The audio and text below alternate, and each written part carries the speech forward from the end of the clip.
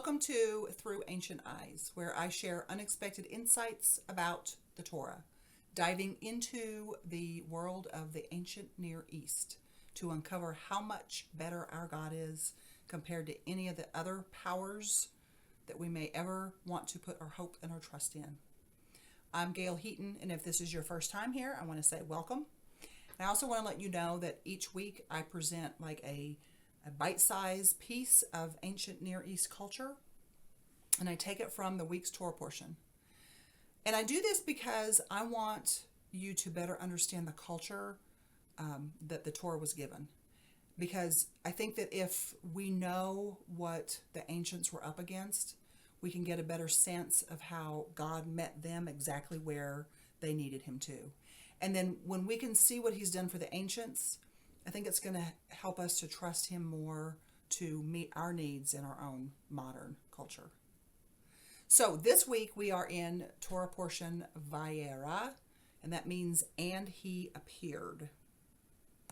So there's a lot of action in this particular Torah portion. So it may seem that I am kind of like choosing something random, an inconsequential verse to pull a lesson from. But I think there's a lesson itself in that sometimes the things that are the easiest to overlook can actually give us great insights. And I think that's certainly the case here with Genesis 21:33. So let's read that. Abraham planted a tamarisk tree in Beersheba, and he called on the name of the Lord, the eternal God. Now, if you're like me, you just read this at face value. Abraham planted a tree and he called on the name of the Lord. Well, so I picked this verse because of its sort of deceptive simplicity.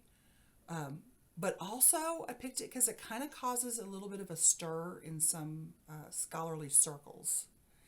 And I think it's good for us to recognize that we're not always going to know with absolute certainty what a verse meant to the ancients. Okay. Now you'll hear me say this often. Let's look at what, how did the ancients view this as an important first step in understanding what the passage means before we then translate it to our own culture. But we're not always going to know with certainty what the ancients believed. Okay.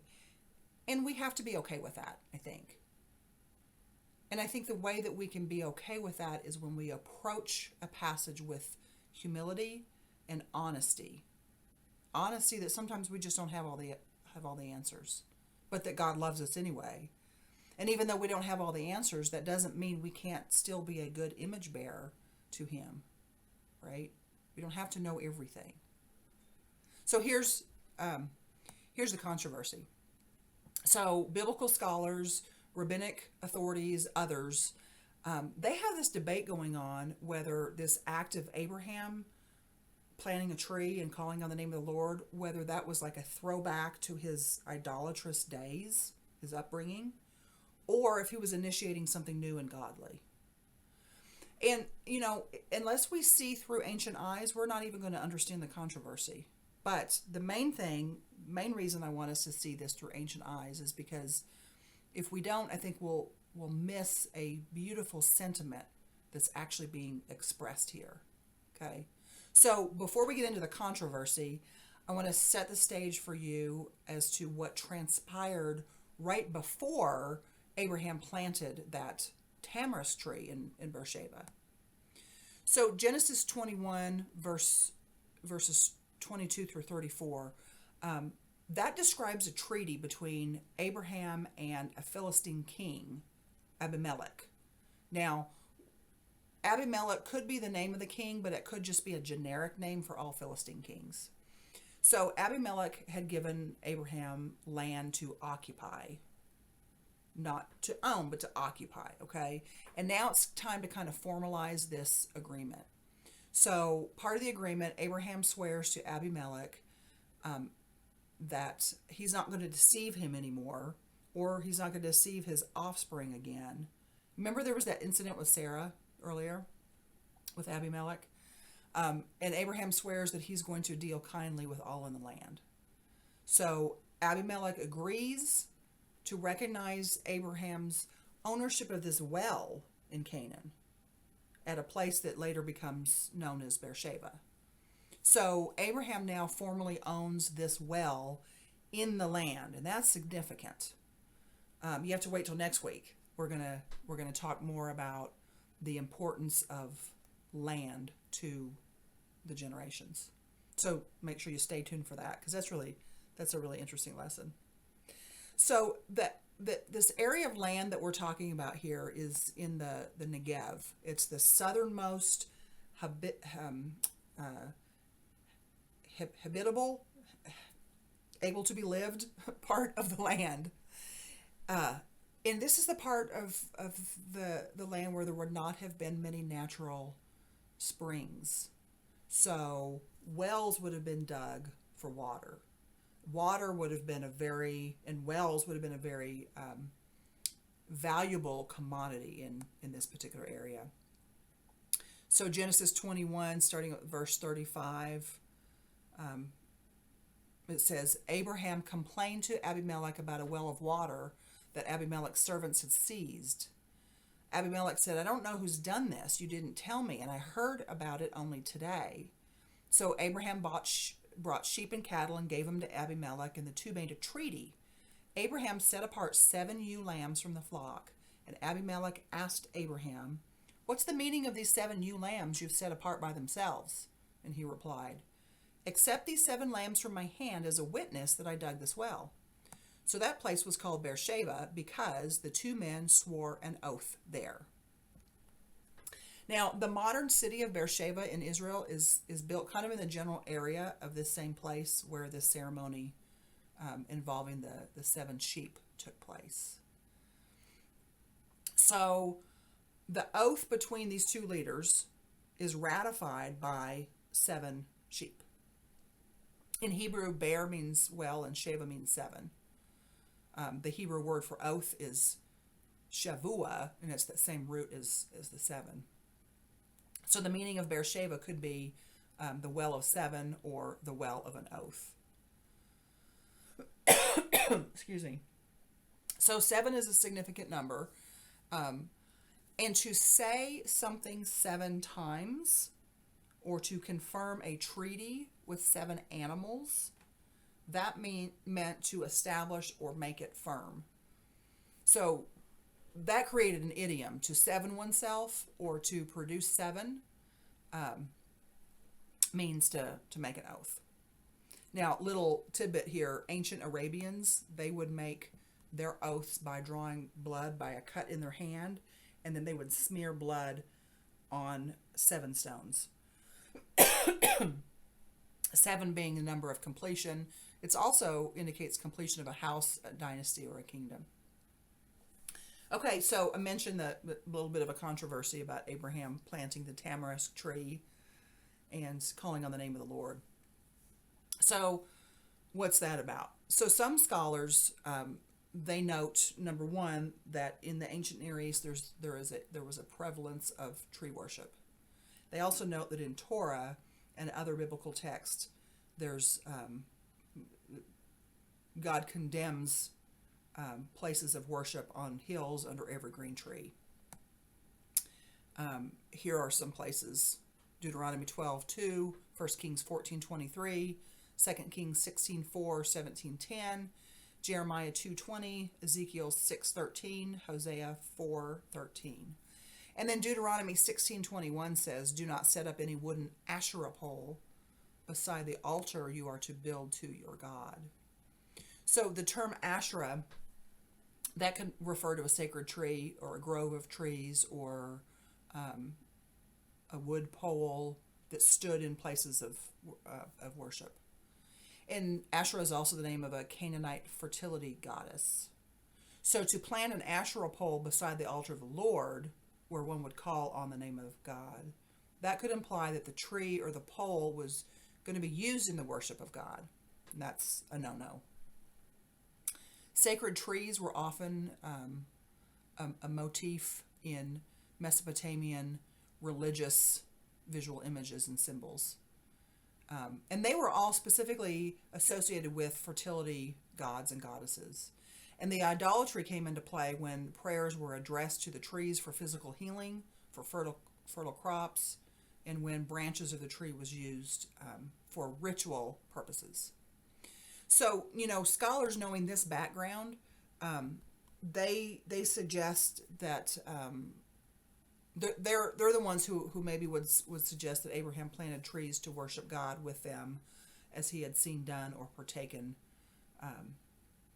of as like a younger man, a younger child. So, the question then is, did Abraham use a pagan symbol to worship God? But on the other hand of this controversy, and I'm going to give you both sides of the controversy, but I'm not going to tell you which is which, because I don't know that we know. On the other hand, there exists a well-known and beloved Jewish midrash. Now, midrash is an ancient commentary on part of the Hebrew Scriptures. I don't have the reference for that particular one. I usually try to give you the reference for a midrash that I give you. But so this midrash recounts stories of how Abraham's father Terah was a maker and seller of idols. And it says that one day as a boy, Abraham smashes all the idols in his father's shop, kind of like as a show of disgust, and that he's disgusted with these pagan practices that he grew up with. So that midrash suggests that the story of Abraham in the idols is one of the reasons that God chose Abraham, because he demonstrated that he was receptive to the voice of one God, and that he was shunning the multiple gods. So scholars can kind of argue the finer points on Abraham's tree plantings. I only wanted to bring that up just because it's interesting, and maybe to get you, you could go down that rabbit trail on your own. That could be fruitful. But I want to move on and talk about tamarisk tree itself, okay? Because there's some amazing insight that we can glean from that story for our own lives. Now, the verses are translated in some versions as grove, but in many Bible translations, biblical scholars know that this is the tamarisk tree, and it's also known as the salt cedar. So I want to share a little bit about this particular tree, because it's absolutely fascinating, and it speaks to Abraham's hospitality. Okay, so what you're seeing here is a picture of an ancient tamarisk tree at Tamar Biblical Park in southern Israel. I was able to go there in 2019 with my husband, and I took this picture. It's really cool. So this particular type of tamarisk tree can grow to be as tall as 50 feet. And this particular type grows throughout the Middle East. They're evergreen, but needles drop once a year. And so because of that, in the ancient Near East, they were seen as a symbol of resurrection and like a gateway to the afterlife presence of God. And Genesis 21 here that we're working on, that's the only recorded time in Scripture that says that Abraham planted trees. So let's talk about what's so special about this particular tree.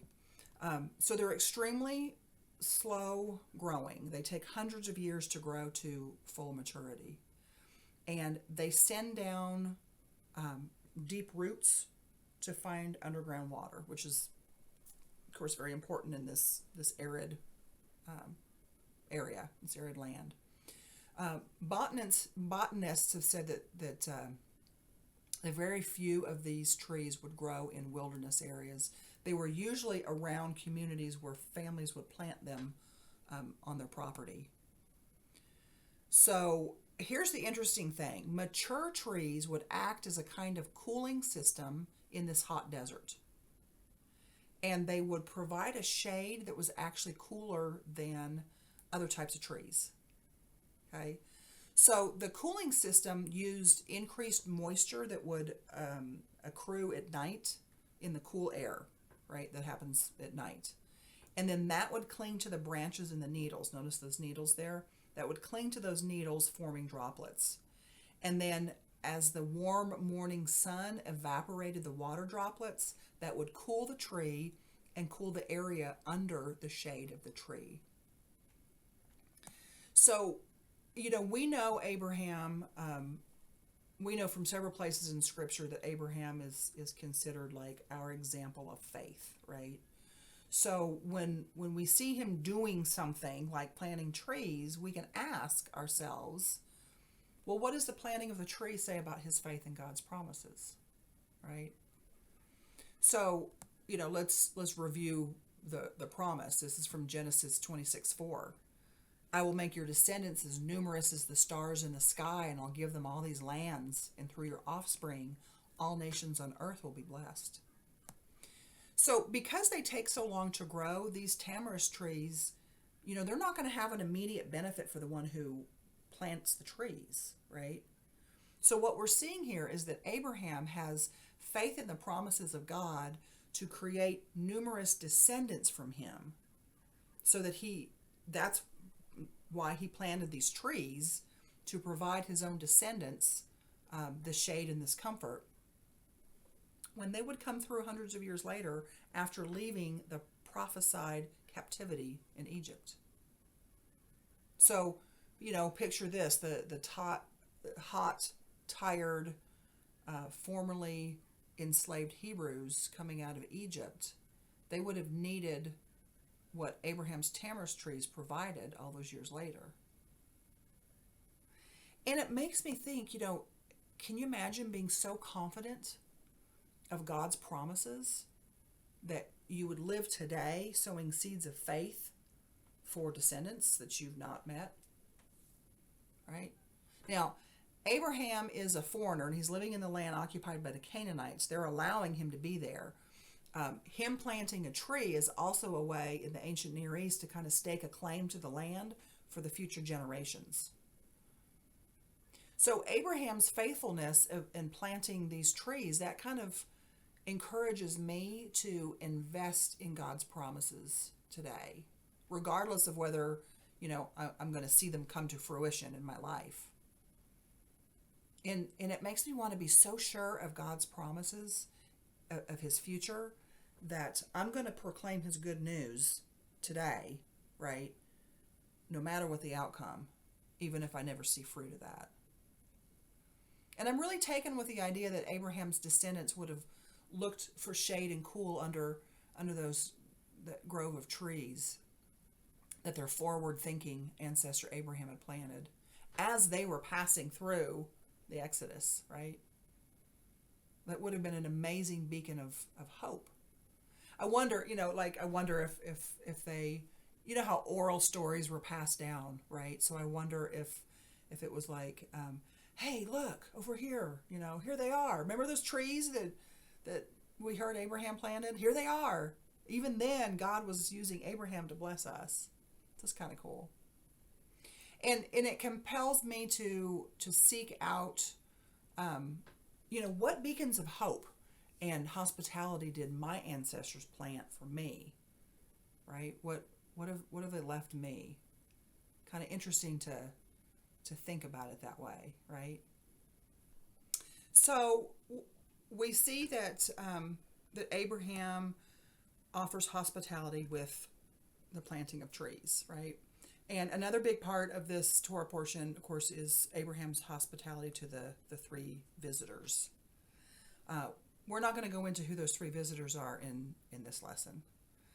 But I wanted to give you kind of like a brief overview of hospitality in the ancient Near East.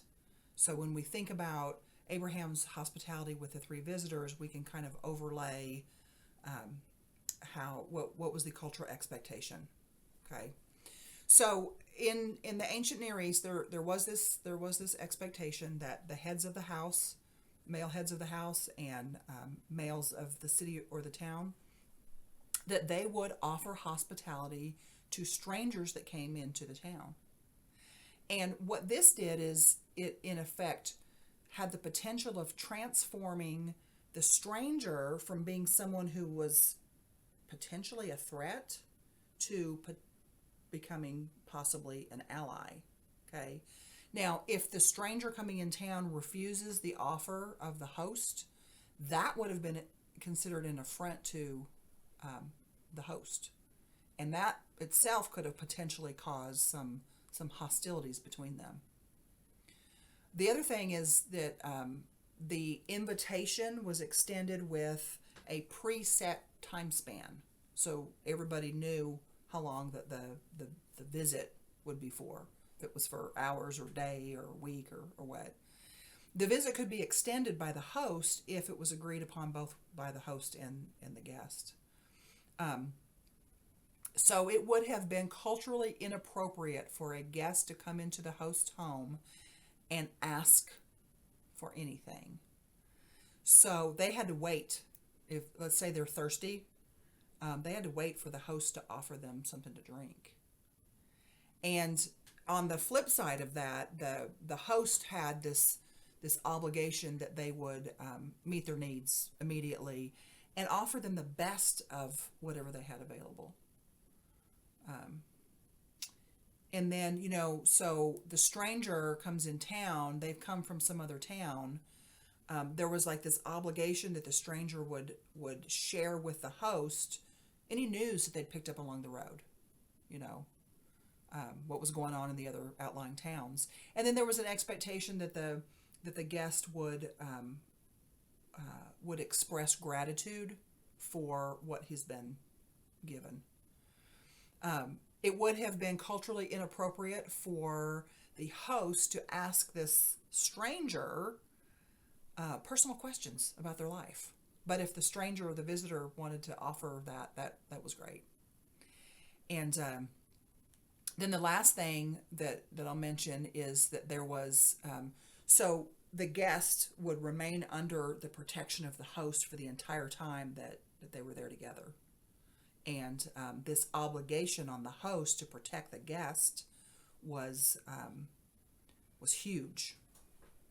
We see that with when we get into the story of Sodom, right? Which is its own other lesson that we won't go into in this one. So when we look at Abraham and Sarah's hospitality to these three visitors, I think it's good for us to remember that Torah never gives us extraneous details just for the sake of adding words, right? So when we see detail, we can know that there's a reason for it. And the sages, the Jewish sages say that the reason for so much detail describing Abraham and Sarah's hospitality to those three wayfarers is so we can learn how to perform that high level of hospitality, the kind of hospitality the way God would do it. Okay? So, for example, we can see with Abraham's example, it's not enough for us to wait around for someone that comes to us in search for like a place to eat or sleep or rest or whatever before we enact hospitality. It's not enough for us to wait for somebody to come to us asking for help. So a person with Abraham's type of hospitality would actively seek out opportunities to perform kindness and hospitality. They'd be on the lookout for it, right? Another aspect of Abraham's type of hospitality is that he took the time to think about what things that the guest might need in order to make them feel comfortable and relaxed. And that's going to differ depending on who the guest is. He offered them water to wash their feet before they shared a meal. But the other thing he did that I want to point out is that his hospitality extended to the end of the visit as well. The guests were escorted until they reached the outskirts of the city. In Genesis 18:16, it says, when the men got up to leave, they looked down toward Sodom, and Abraham walked along with them to see them on their way. So what we can learn from this is that when we offer a guest food and drink, we're fulfilling their physical needs, which is very important. When we escort the person and accompany them for part of their journey after their time with us is over, what this says is it's honoring that person for him or herself. So walking with them like that, that's a statement in effect saying, we're no longer strangers, we're friends. I wish we could be together longer because I respect you, who you are. And so that aspect of bringing hospitality to someone is something that we can incorporate into our own lives, right? So, the total package of Abraham's hospitality shows that the guest is valued and cared for as a whole person, right? And what it does is because we're talking about a stranger that comes into the home, right? So what Abraham did, what we can do is we can do things that would acknowledge that this person who came to us a stranger leaves as a friend. There's a divine spark of God in all people. So Abraham teaches us the importance of being a welcoming presence for everyone that we meet and a beacon of hope for future generations, right? In this example of higher level type of hospitality of Abraham's, that's an example of what our divine purpose in life is, right? And, we've talked about that before. God has given us a purpose, and this is part of that purpose. And as we move through the Torah portions, we'll pick up more bits and pieces of what our purpose is. And what's really cool is that we get this great encouragement of hospitality by picking out this seemingly insignificant verse about the tamarisk tree. So that's kind of cool. So I hope to see you next week in our next Torah portion, and look forward to that lesson. In the meantime, be blessed.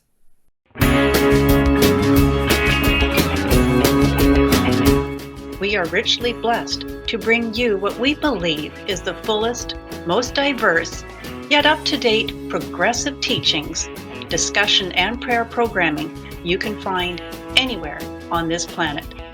Be sure to take the tour of the MessianicLambRadio.com website. I'm Susan Hugie, thanking you for joining us on the Messianic Lamb Video Network.